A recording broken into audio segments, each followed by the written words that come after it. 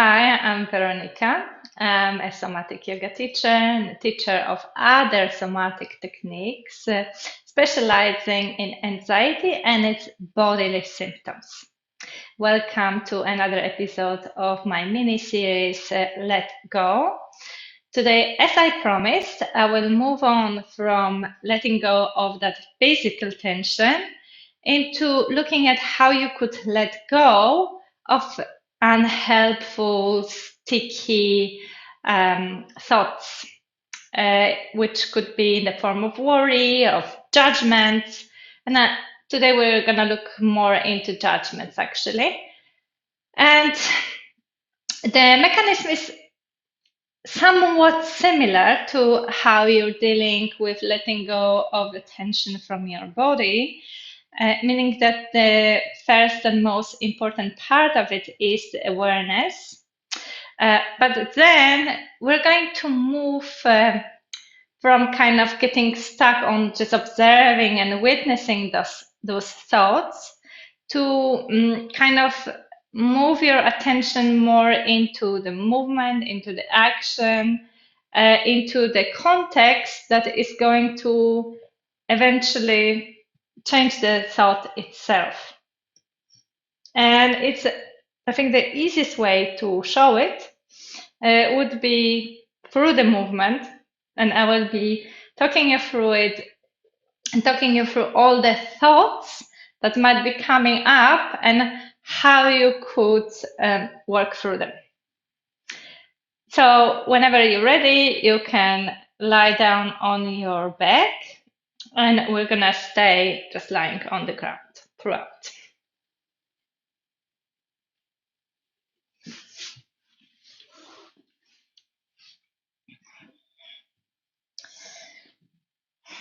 Okay, so the first thing you can do is to move just a tiny bit.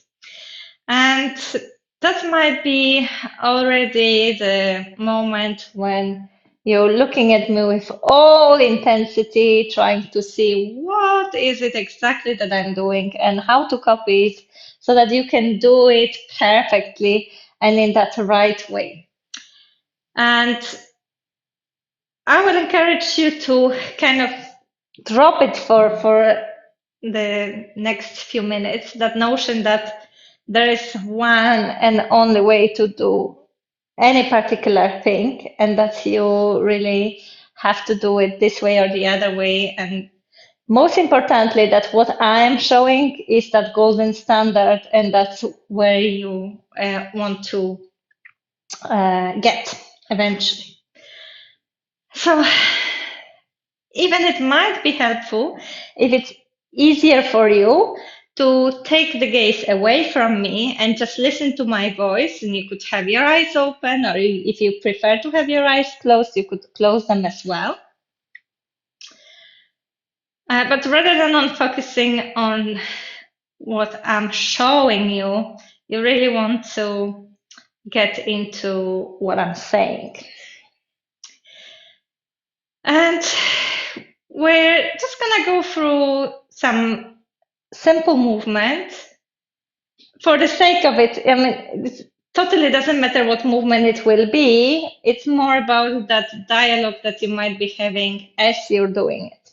So you could lift one foot off the mat, and the first thing you can do is to, without using your hands, is to bring that leg, that thigh, that knee closer towards your belly and to your chest. And as the leg is here, you might notice some things that happen in your mind at the same time. So there might be already that instinct to look into the screen and check how is my leg looking and how is your leg in comparison to my leg. So as I said before, that is actually totally irrelevant where your leg lands. The second thing that might happen is that there might be already the first thought coming with that position of the leg, and that is, oh, how come my thigh is so far away from my belly? And it might be connected with the craving to actually grab that leg and bring it in closer.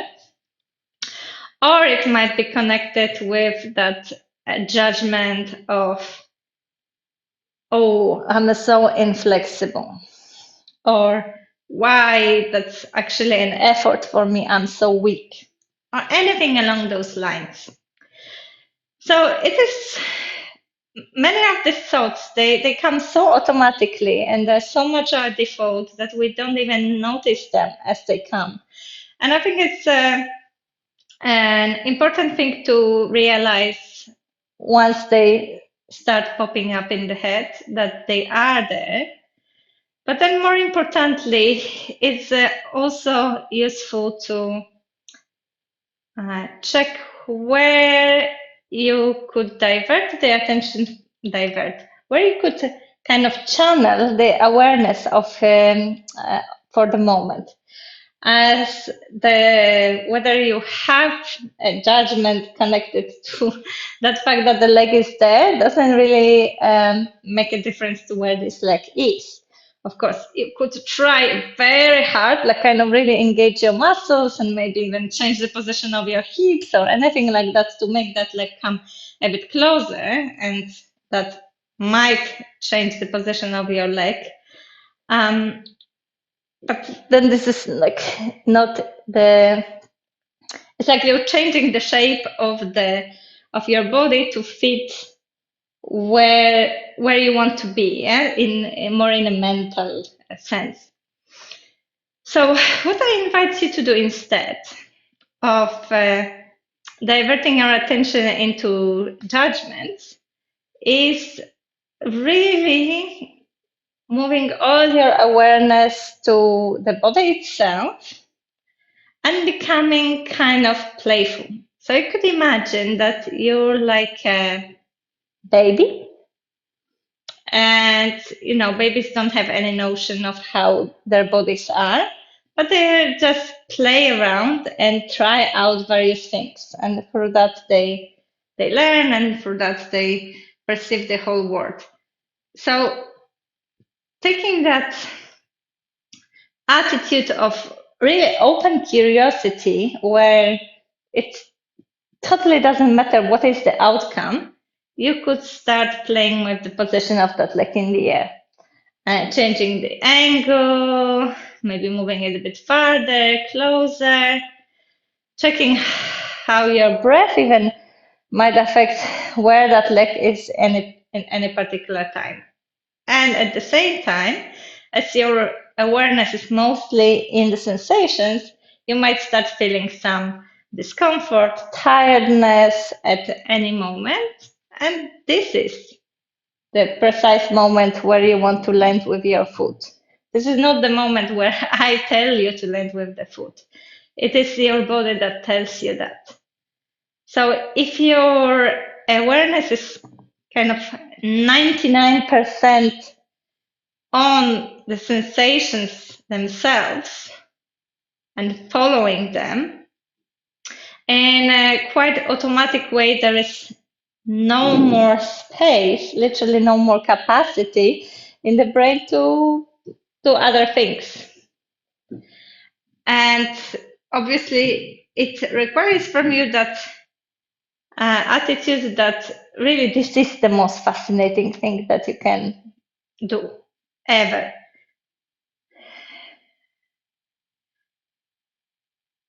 And it might be that you're not yet there, that you cannot really see how this can be fascinating.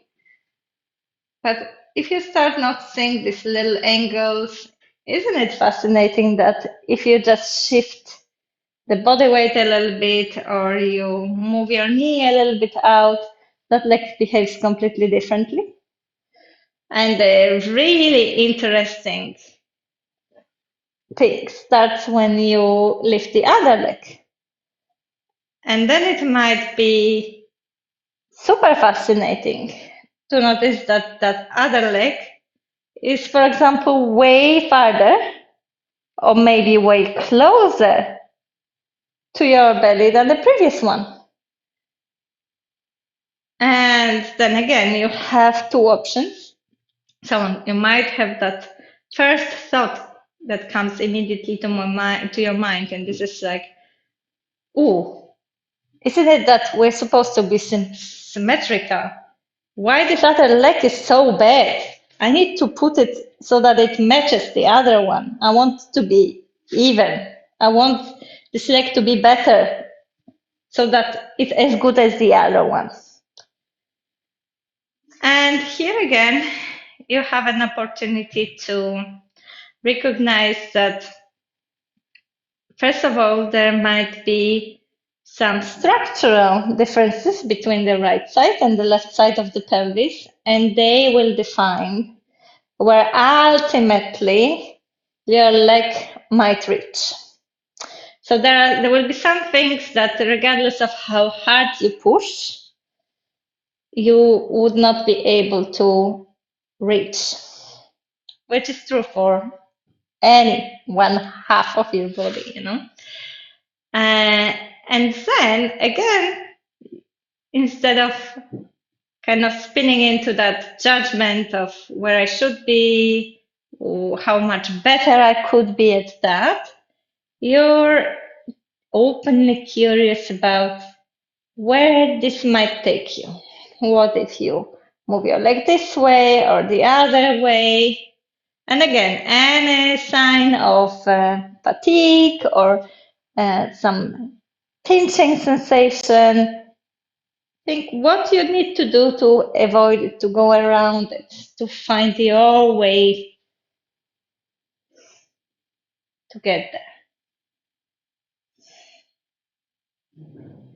And then you could land with that foot again and give yourself a moment of rest. So now the moment of rest might be that moment when your brain again quite automatically and by default will just fly through the window and go to a very different place than your body. So even as you don't do anything as such, there are still things that happen within your body that you could keep your awareness on. So when you're resting, that might be things like how your body weight rests on the ground, which part of the body feels heavier. After any given movement, it might be that the sensation in those parts of the body that we moved or the neighboring ones are slightly different than just a moment before. So those would be the things to look at. And I'm going to do it just with one other leg as a simple example. And that would be, what if you let your leg float up towards the ceiling? And again, you might be kind of 2 steps ahead and might be thinking, what are we trying to achieve here? Is it that, oh, my leg probably should be perfectly straight, or, oh, my leg should be probably very close towards my body? And then again, see if you can take a step back out of that and be fully with that leg floating in the air. And maybe when you look at your leg, it also instantly triggers the chain of thoughts that are connected to your leg. So maybe you don't really have any special feelings towards your legs and you don't think about your legs very often. But let's say you might have something like, oh my God, my thigh is so enormous, or I have such a swollen ankles. Look at all these veins, or oh, my feet are so huge. So every time you see your leg, you see all those things that you see about your leg rather than the what it really is in reality. So maybe if you have a difficult relationship with your leg, and that might be also something like, oh, that dodgy knee, it always hurts me. I can't even look at it without thinking about it. So there can be plenty of things that plenty of stories that we tell ourselves about our bodies and particular parts of the bodies. So if you're one of those that might have difficult relationship or some strong emotions attached to, let's say, your leg, and see if you can touch it and feel that this leg is connected to the rest of the body through the hip. That this is the leg that if you step with it, that foot gives you the support. Look at all these possibilities of movement that do exist in this leg, regardless of whether there is some pain issue there or not, whether there is some restriction of mobility. There is still plenty of ways in which that leg could move. So you can focus on that movement that is possible in your toes or in your ankle, the movement that is possible in your knee and in the hip joint itself. So you see, it's a part of the body that brings you support, that is moving, that is very, very useful and supportive for you in your life. So that when you're bringing it up again, you want it to be a happy and relaxed leg. So see if you can let go of that urge to reach somewhere, to get the most of it, or until the point that your leg starts shaking with an effort. If it's shaking, if you have it up and it starts shaking after a short time, it's like, okay, this is something very unusual for that leg. It's normal that it reacts in this way because I normally don't make this movement. So you can check how long can it be up and how much it can stay relaxed, how much you can kind of rely on that construction of the bone so that the muscles don't really need to overwork. And is it possible for you to stay for 1 breath or for 2 breaths or for 3 breaths with that leg up? But keeping it relaxed, keeping your belly relaxed, keeping your shoulders and your face relaxed. And then when you feel the first signs that this is getting really rigid, it starts getting gripping, with the effort, or you might even get this shaking from the effort, then you can let it drop towards you, or you could let it land on the ground again. And there might be that feeling when you now really move your attention to the right leg and to the left leg, is that one feels more alive. And it feels much more connected to you in a sense than that leg that you still haven't touched, that you still haven't moved. So if we want to conclude, because this is just like a little example of how you could move your attention and awareness as you go through the movement. Everything depends on where you place your focus, and it doesn't mean that you're kind of trying to stop or fight the thoughts that you don't like. This is entirely not about this. They might be coming up, and you absolutely notice them and you let them be because you know that there is a reason for that thought to come up. There was that entire life story that leads you for these thoughts to come up automatically in a particular moments, right? There are some little triggers for each and every one of these thoughts. But at the same time, you have that ability to very consciously move your awareness wherever you want it to be. So if you move it to the the body itself, to the sensations, to the act of moving. And it could and react to everything that you noticed with this sense like, oh, that's interesting, or what's happening there. Then it brings you far more feedback. It is more useful, it is more beneficial, and it's more pleasant, most of all. So there are quite a few things that you might be doing very different, and obviously it's not going to come all at once, and there will be the habits of the thoughts are there. Thoughts are habitual, right? So if you create those groups of thoughts, they are you'll be getting into them kind of automatically.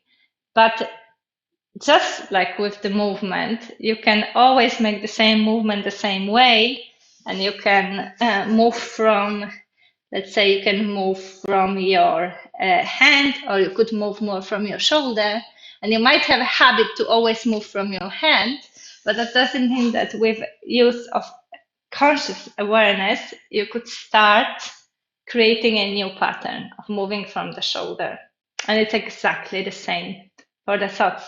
I thought that I hope that it made sense, and that you are now quite excited to start looking into any movement practice in this way. And obviously, this was just an example. So you could use that for any thought pattern, not necessarily related to movement, right? It's just that with movement, it's quite easy to start practicing it, I would say, because you have that very clear way of moving into action itself as a way to shift your attention.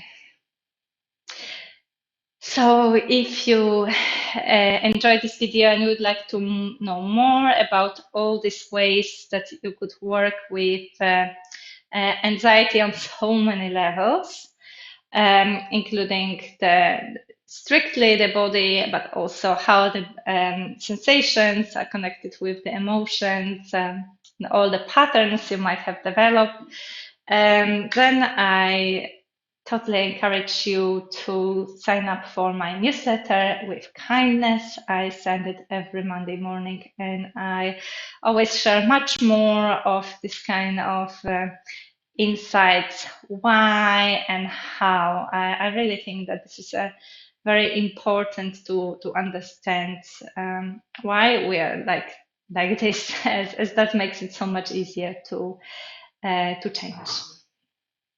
I hope you enjoyed, and I'll see you next Monday. Thank you.